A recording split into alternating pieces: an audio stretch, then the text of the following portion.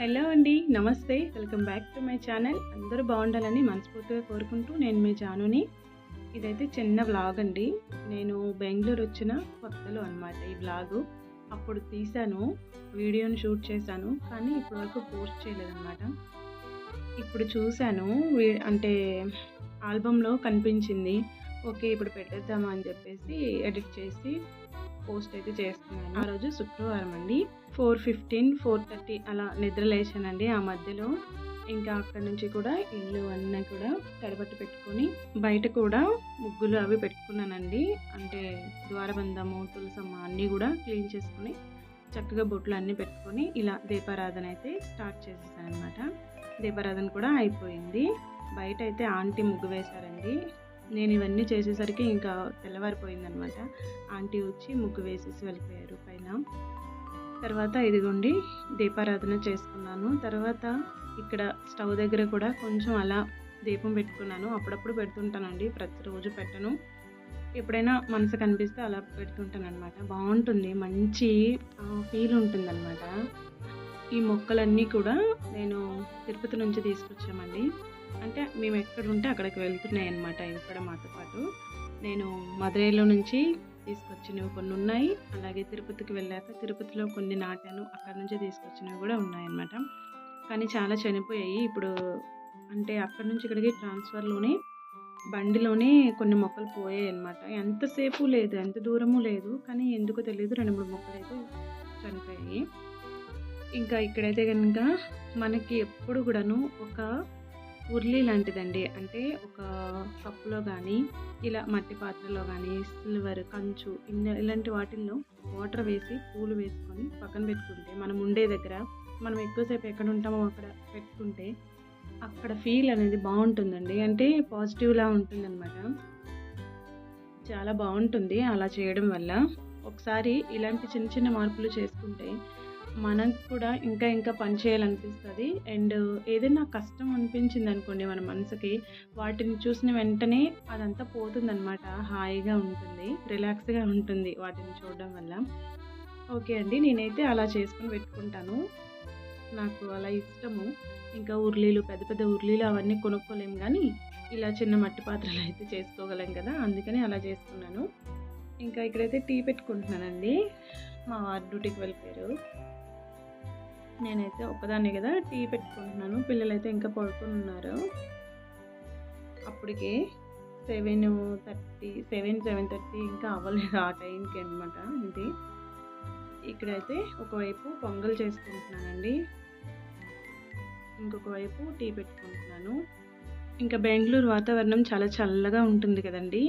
మేము వచ్చేటప్పటికి ఇక్కడ మేము జూన్లో వచ్చామండి. జూన్ కాదు, జూలై మధ్యలో వచ్చామన్నమాట.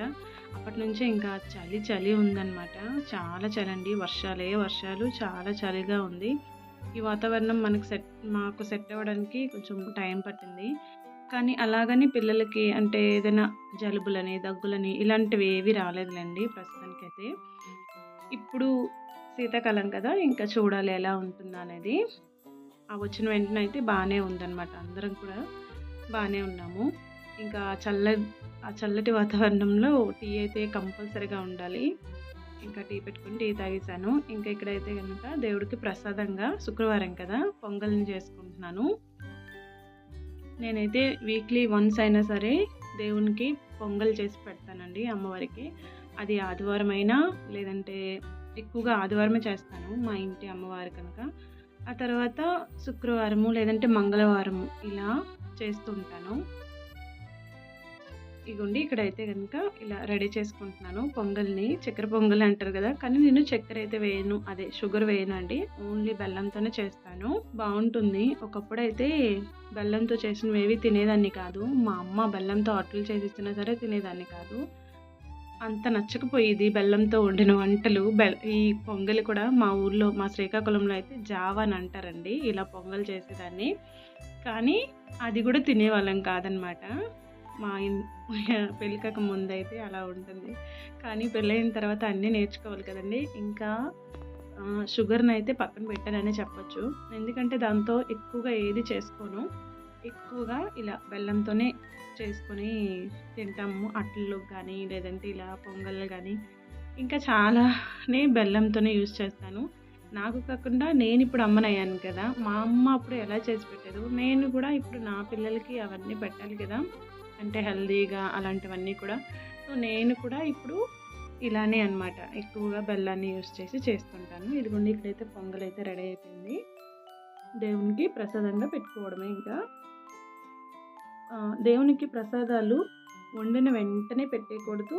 నెక్స్ట్ వచ్చేసి చల్లగా అయిపోతుంది కదా! అంటే వండిన తర్వాత 1 అవరు అలా అయిన తర్వాత కూడా పెట్టకూడదు. కొంచెం చల్లగా అయిన తర్వాత పెట్టాలంటండి. చాలా బాగుంది కదండీ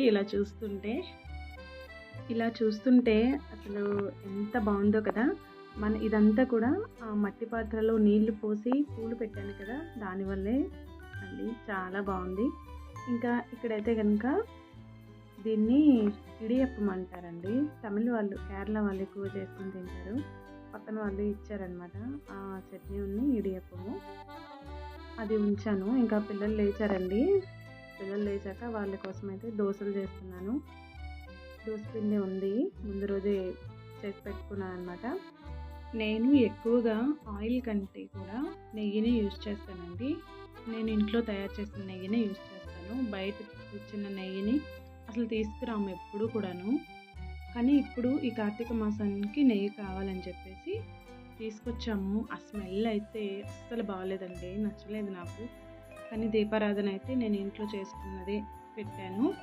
ఎందుకంటే అది ఏంటనేది అంటే అది ఆవు నెయ్యి, లేదంటే ఇప్పుడు కల్తీ వస్తున్నాయి కదండి. మేమైతే తినేసాం, ఇంకా దేవుడే చూస్తారులే అని చెప్పేసి ఆ నెయ్యి కొనుక్కొని తెచ్చిన నెయ్యి మేము తినడానికి యూజ్ చేశాను. తర్వాత నేను ఇంట్లో చేసుకునే నెయ్యిని అమ్మవారికి ఈ కార్తీక మాసం అంతా కూడా దీపారాధన కోసం చేసుకున్నానండి, ఉపయోగించుకున్నాను. ఇంకా ఇక్కడైతే కనుక ముందు దోశ చూశారు కదా, పాలు వేశాను. అది మా బాబుకండి, వాడికి చాలా ఇష్టము అలా తింటే.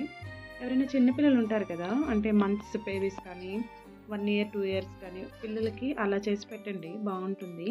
వాళ్ళకి బాగా నచ్చుతుంది అనమాట. అలాగే హెల్తీగా కూడా ఉంటారు, తినడానికి కూడా ఈజీగా ఉంటుంది. మనకు పెట్టడానికి వాళ్ళకి తినడానికి డైజెస్టివ్ కూడా బాగుంటుంది అనమాట. ఇంకా ఇంకొక దోశ చూసారు కదా, పొడి వేసి చేశానండి, కరివేపాకు పొడి.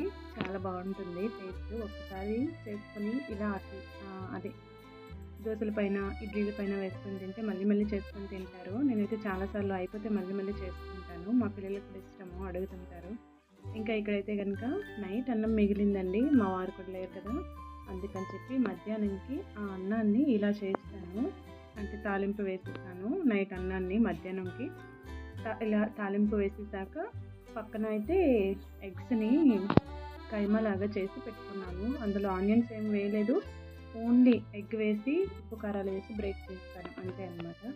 బాగుంటుంది. దీంతో పాటు ఇంకా బాగుందనమాట. ఈ అన్నం ఎంతమందికి ఇష్టమో కామెంట్ చేయండి. అప్పుడైతే మా అమ్మమ్మ ఇలా నైట్ అన్నం మిగిలిపోతే ఇలా చేసి పెట్టేదండి. నాకు అది బాగా ఇష్టము, బాగుంటుంది కూడాను. ఇలా చేసుకుంటే అప్పుడప్పుడు కావాలని వేడన్నంతో కూడా చేసుకొని తింటుంటాము. ఇక్కడ వరకు చూసారంటే వీడియో ఏదో ఒకటి నచ్చే ఉంటుంది కదండి. ప్లీజ్ అండి లైక్ చేయండి, ప్లీజ్ అండి ఛానల్ని అయితే సబ్స్క్రైబ్ చేసుకోండి. చూస్తున్నారు కదా, సబ్స్క్రైబ్ కూడా చేసుకోండి ప్లీజ్. అలాగే ఎలా ఉందనేది వీడియో కామెంట్ చేయండి. Thanks for watching. బాయ్.